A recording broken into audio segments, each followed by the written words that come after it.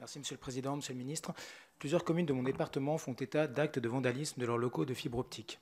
Le syndicat chargé du déploiement de la fibre, le CIAN, a décompté 118 dégradations sur son réseau entre juin et décembre 2022 et 27 depuis le 1er janvier 2023, soit un total de 145 en moins de 10 mois. Malheureusement, cette situation n'est pas circonscrite à la Haute-Savoie et les collectivités sont exaspérées. Les réparations pèsent sur leur budget, les dégradations impactent les habitants qui se retrouvent parfois sans Internet sur des périodes prolongées, alors que des milliards d'euros ont été investis depuis 2010 dans toute la France pour les déploiements de la fibre.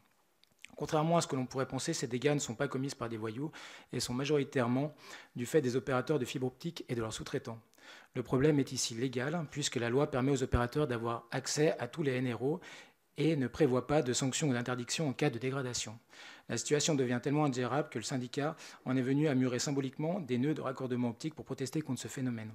Les élus réclament un meilleur encadrement du recours à la sous-traitance, des moyens de faire payer les réparations à l'opérateur ayant entraîné les dégradations, ainsi qu'une interdiction d'accès aux locaux lorsqu'ils ne font pas le nécessaire pour que les détériorations cessent.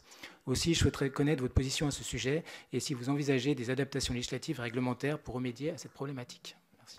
D'abord, les réponses, monsieur le sénateur Cyril Pellevat, sur la qualité de la fibre dans votre département.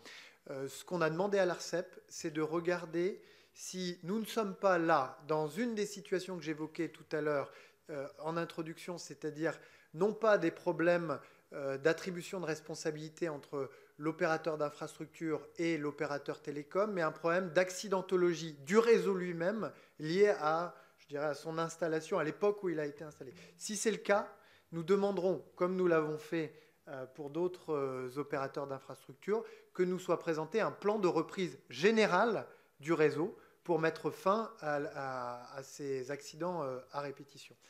Et donc on vous tiendra informé de la réponse que l'ARCEP va nous accorder.